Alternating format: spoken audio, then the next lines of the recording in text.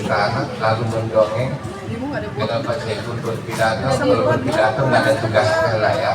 Yang paling khusus itu nanti cerpen karena mendongeng, aksara juga nggak ada tugasnya.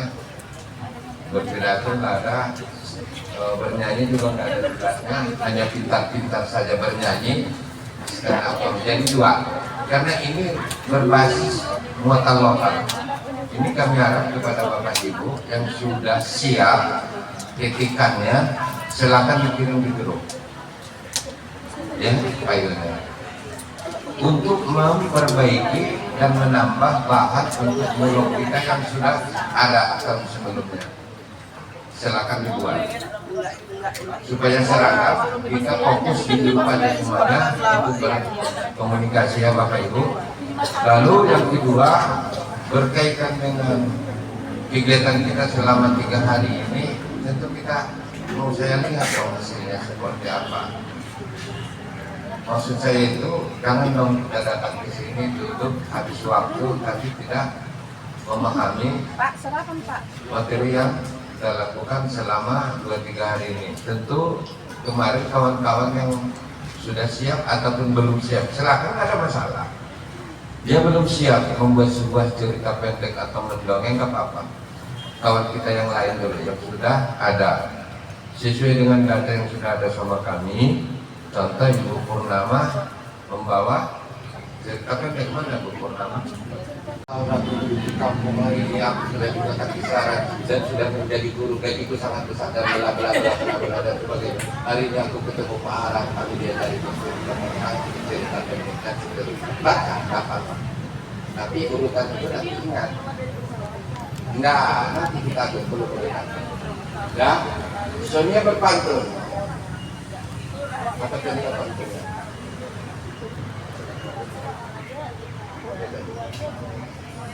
Saat ini melakukan praktik dalam kegiatan pembekalan penguatan kompetensi berbahasa daerah di KBD Kabupaten Asahan, Provinsi Sumatera Utara tahun 2025, tepatnya di Kabupaten Asahan.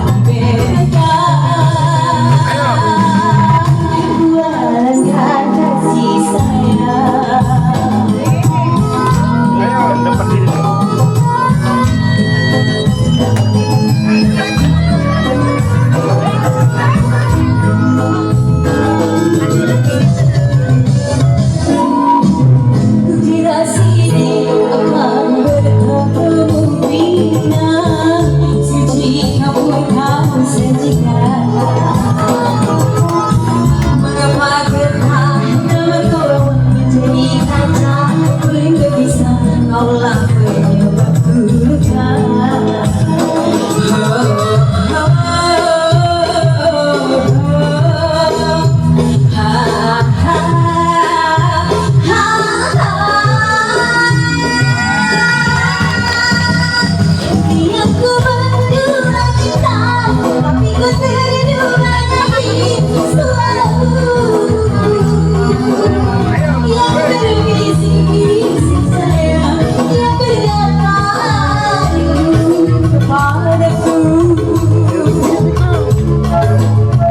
kisah ada suatu bukit di Asahan, tepatnya di Kisaran, bernama Bukit Katarina.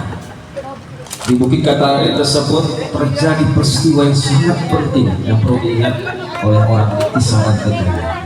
Karena ada dua pertempuran, satu kubu berada dari Cina dan satu kubu lagi berasal dari Kurung Putih. Maka terjadilah peristiwa pertempuran di situ dari kerajaan Cina kerajaan Kurupani. Kemudian jenderal Cina pun menyerbu kepada Datuk Dauro dan terjadilah perserangan sengit di Bukit Katarina tersebut. Dan hampir berhari-hari tak ada satu pemenang pun yang memenangkan pertandingan tersebut. Dan akhirnya kedua kubu tersebut mengeluarkan mengeluarkan aji mantranya masing-masing. Si jenderal dari Cina berubah menjadi seekor naga yang begitu besar. Kemudian Datuk Dauro berubah menjadi seekor ikan dunduk. Dan akhirnya ketika naga itu melirik ikan dunduk dan masuk ke dalam sungai, dan kemudian pikir jenderal Cina yang berubah jadi naga tersebut, matilah ikan dundung. Tapi ikan dundung dengan gemulainya keluar dari air, dan akhirnya dia lepas dari genggaman naga. Dan begitupun naga tersebut heran, kok bisa lepas sini? Padahal tadi sudah ku genggam kuat, tapi bisa lepas. Dan akhirnya naga pun semakin marah dan kemudian melilit lagi ikan dundung tadi. Begitu dililit, masuk lagi ke dalam sungai. Apa yang terjadi? Lepas lagi ikan dundung tersebut dengan lihainya, lepas lagi. Dan akhirnya ikan dundung pun punya kekuatan juga. Dikeluarkanlah patil dari dirinya. Dan akhirnya naga merasa, apa yang kau kasih itu? Aku anggap biasa saja, tidak ada merasa apa-apa. Namun tiba-tiba naga tadi pun lama kelamaan, tadi badan yang begitu tegapnya perkasa, tiba-tiba lemas, dan akhirnya masuk ke dalam sungai tersebut, dan dia pun bertapa di gua Bukit Katarina tersebut. Dan suatu ketika hari berganti hari, hujan begitu deras sehingga air sungai itu naik ke atas permukaan, dan akhirnya naga merasa gelisah dan dia pun keluar dari gua tersebut. Dia masih takut karena masih teringat begitu dahsyatnya patil yang dikeluarkan ikan dundung tersebut. Dan akhirnya dia pun berkisar-kisar di sungai tersebut, berbolak-balik. Tiba-tiba orang melihatnya, wah, ada naga berkisar. Pikir hati naga ini dia tujuan mau menakuti, tapi ternyata orang-orang makin lebih ramai melihatnya, dan akhirnya wah, ada naga berkisar. Dan akhirnya di kampung tersebut maka orang-orang mengatakan Kisaran Naga. Itulah asal mula kota Kisaran Naga.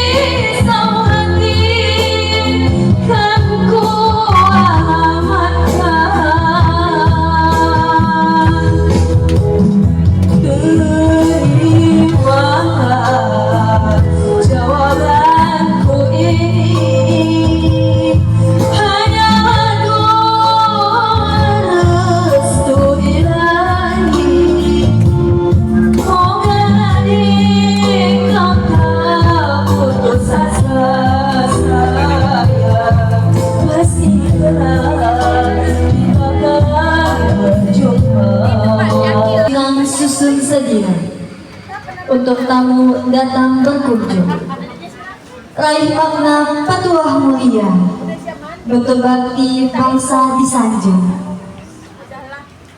Madu itu rasanya manis, tak semanis buah pepaya. Yang di sini semuanya manis-manis, tapi masih kalah dengan saya. Pagi hari makan pisang, makannya di atas TV. Bukan uang yang dipandang orang, melainkan bahasa dan budi.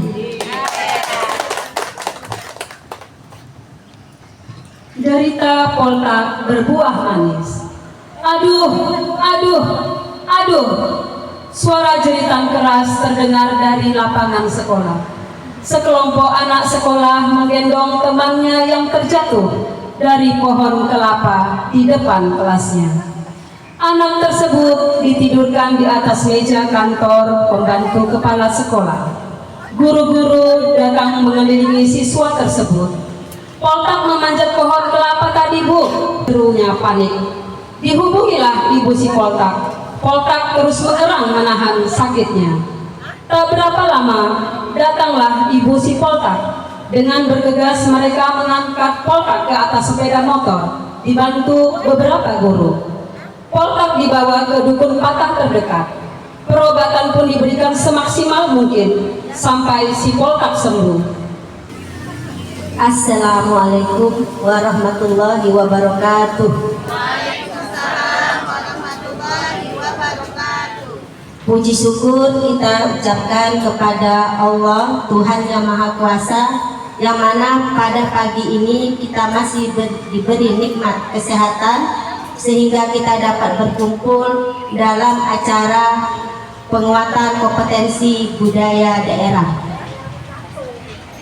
Yang saya hormati bapak-bapak dan ibu-ibu, para hadirin sekalian, adapun topik yang akan saya sampaikan saat ini ada 3 hal penting, yaitu yang pertama adalah bahasa Indonesia harus kita jadikan sebagai bahasa yang paling utama dalam kehidupan kita.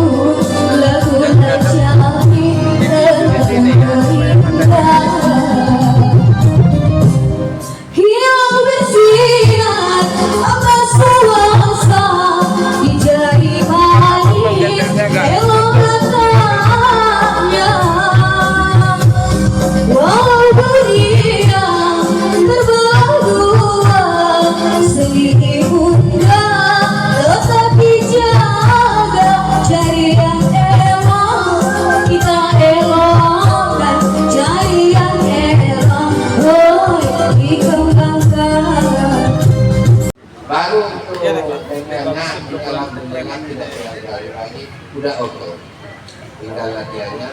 Jangan makan yang berminyak. Biasa dia merangkak. Suaranya pasti. Lagu kedua sering. Kenapa? Lagu pertama tadi dibantunya, begitu di lagu kedua melar. Iya ya. Oke, silakan dulu. Ayo anakku, sini semuanya. Hutsainah Bustami.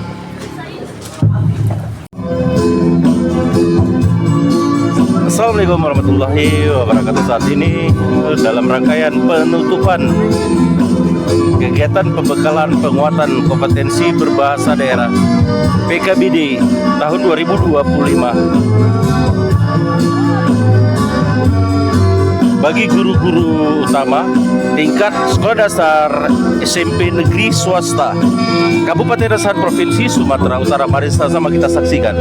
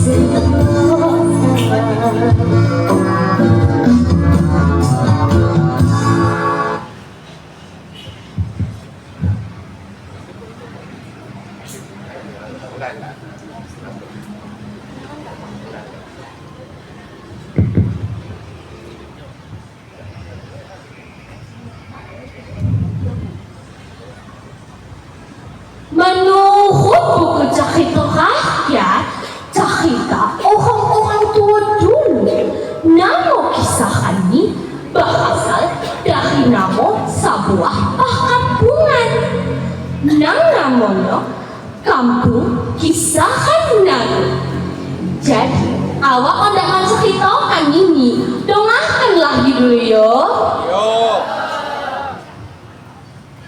Jadi, suatu hari turunlah hujan nangapatan.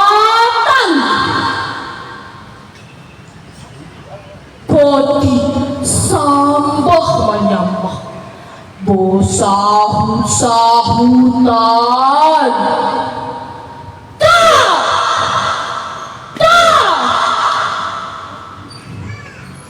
Angin patiup nang koncangan, saking koncangnya pokok-pokok kalapo dan kayu ahad pun bertumbangan.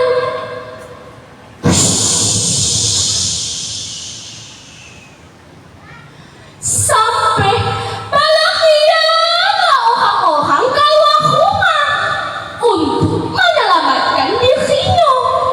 Karena takut pulang raya tak timpa pokok-pokok nada tumbangan. Nah, setelah itu adalah orang nampak sebuah seekor ular nambah kisah-kisah di bawah tumpukan pokok-pokok nambah tumbangan. Tak lama kan, rumput-rumput pun tak kuat, macam aduk yang membengkak. Menjahitlah dia bayar.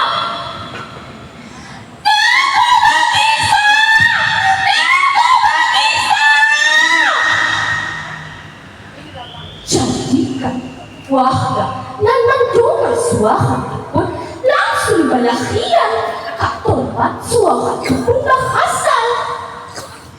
Bertanya-tanya lah orang itu.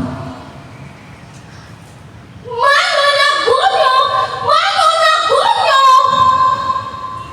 Wahda dan menengok naga itu tadi langsung menuju ke arah tumpukan pokok-pokok dan rumput tadi. Itu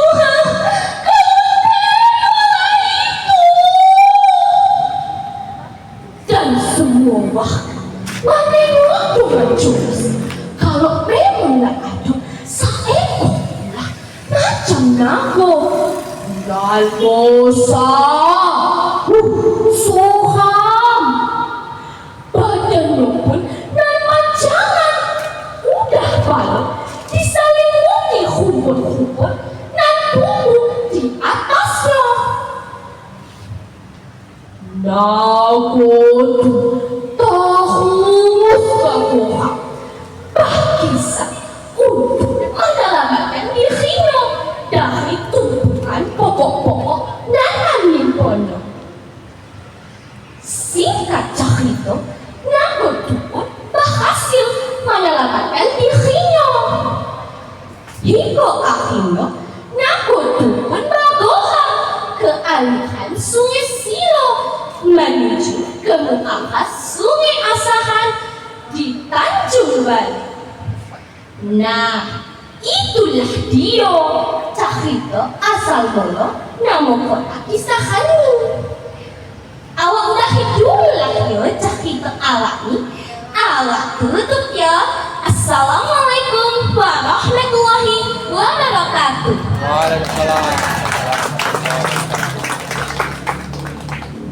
Assalamualaikum warahmatullahi wabarakatuh. Salam sejahtera untuk kita semua. Yang terhormat para bapak ibu hadirin dan kawan-kawan semuanya. Puja dan puji kita haturkan kepada Allah Tuhan kita. Itulah Allah Subhanahu wa Ta'ala, dan melimpahkan segala rahmat-Nya kepada kita semua. Tak lupa pula salawat serta salam kita hadiahkan kepada Nabi kita, Nabi Muhammad sallallahu alaihi wasallam. Selamatlah niat kita dari azab neraka. Pada kesempatan kali ini, awak berada di sini ingin menyampaikan sebuah tema yang sangat penting, yaitu utamakan bahasa Indonesia, lestarikan bahasa daerah, dan menguasai bahasa asing. Tema ini sangat relevan dalam konteks kebudayaan dan pendidikan kita. Para Bapak Ibu hadirin semuanya, yang pertama nih, kita harus mengutamakan bahasa Indonesia sebagai bahasa nasional kita. Bahasa Indonesia adalah simbol persatuan dan identitas bangsa kita. Dengan mengutamakan bahasa Indonesia, kita dapat menunjukkan kesetiaan kita terhadap negara dan bangsa. Bahasa Indonesia juga merupakan bahasa pengantar dalam dunia pendidikan, pemerintahan, dan berbagai aspek kehidupan bermasyarakat. Para hadirin semuanya, kita harus melestarikan bahasa daerah. Bahasa daerah adalah warisan budaya yang sangat berharga. Dengan menjaga keanekaragaman budaya, kita dapat memastikan bahwa generasi-generasi mendatang ini dapat mengontrol dan menghargai akar budaya mereka. Nah, yang ketiga nih, kita juga harus menguasai bahasa asing. Bahasa asing adalah kunci untuk mengakses ilmu pengetahuan dan berbagai teknologi terbaru. Dengan menguasai bahasa asing, kita dapat meningkatkan kemampuan kita dalam bersaing di tingkat global. Nah, Bapak Ibu semuanya, intinya mari kita utamakan bahasa Indonesia sebagai bahasa nasional. Lestarikan bahasa daerah sebagai warisan budaya dan menguasai bahasa asing untuk kemajuan kita di masa mendatang. Tapi Bapak Ibu semuanya, perlu juga kita ketahui, sekarang nih bahasa Indonesia sudah menjadi bahasa internasional. Karena bahasa Indonesia nih gampang dipahami. Awak sudah hilang ya Pak Bu pidato awak nih. Semoga pidato awak nih dapat bermanfaat bagi kita semuanya. Awak sudahi. Assalamualaikum warahmatullahi wabarakatuh.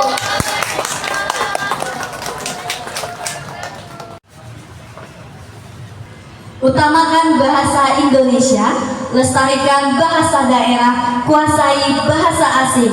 Salam literasi.